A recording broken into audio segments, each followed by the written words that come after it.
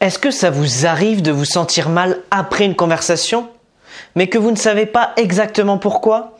Vous êtes très probablement tombé dans un piège communicatif. Et c'est pourquoi je vais vous donner dans cette vidéo 5 phrases que d'autres peuvent utiliser pour vous manipuler. Première phrase, j'aimerais te faire part de mes impressions. Est-ce que je peux être honnête? Voire totalement honnête?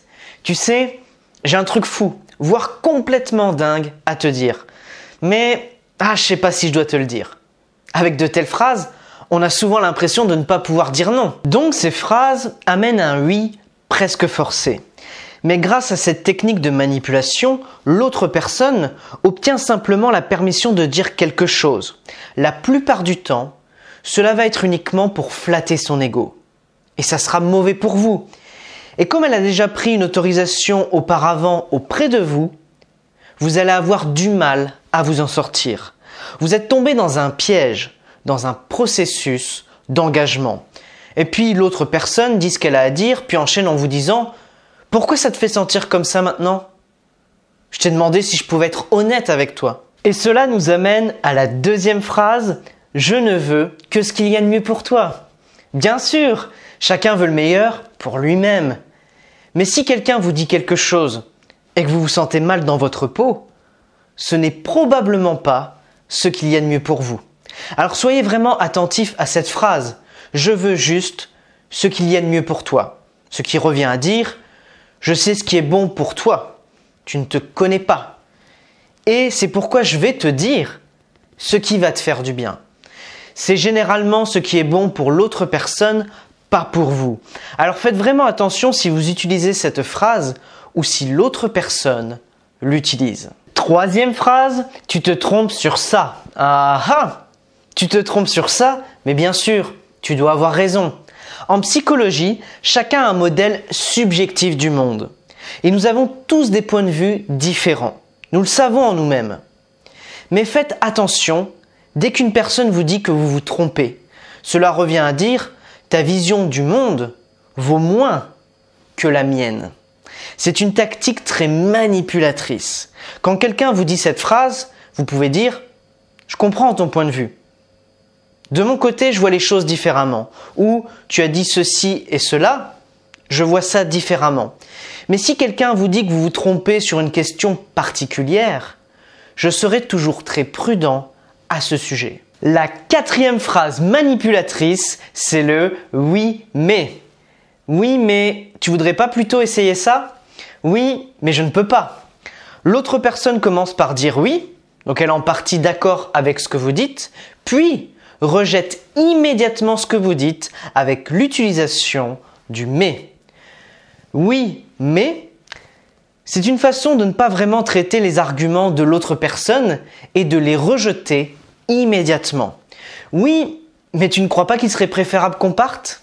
Oui, mais ce n'est pas possible. Ou encore, si vous avez une personne qui vous demande des solutions et quand vous lui en proposez va dire « Oui, mais ce n'est pas facile. Oui, mais tu oublies que. Oui, j'aimerais bien, mais je ne suis pas si sûr. » Oui, mais est un des jeux psychologiques inconscients les plus pratiqués dans ce monde. Nous en arrivons déjà à la cinquième phrase. Ça te ressemble tellement d'agir, de penser, de parler ainsi. Et c'est pas dans le sens, ça te ressemble tellement d'agir comme Gandhi, comme Mère Teresa. Ouah, ça lui ressemble tellement d'agir de façon si héroïque. Non, ce que je veux dire par là, c'est que l'autre personne se facilite la tâche en mettant quelqu'un dans une certaine case et en disant que ton comportement que tu montres, même si tu le montres qu'une ou deux fois, il est négatif. Et tu ne peux pas le changer de toute façon. Bien sûr, c'est facile de se comporter de la sorte en catégorisant les autres personnes de cette manière. Il faut donc toujours faire attention à ces phrases. Soyez présent. Et il est également important que vous soyez attentif dans vos conversations et que vous ayez ensuite un calme certain pour pouvoir montrer une opposition à de tels propos. Avant de terminer la vidéo, est-ce que vous n'arrivez pas à dormir parce que votre mental tourne comme un petit vélo? Nos pensées sont automatiques. On pense quand on est en voiture. On pense quand on fait du jogging.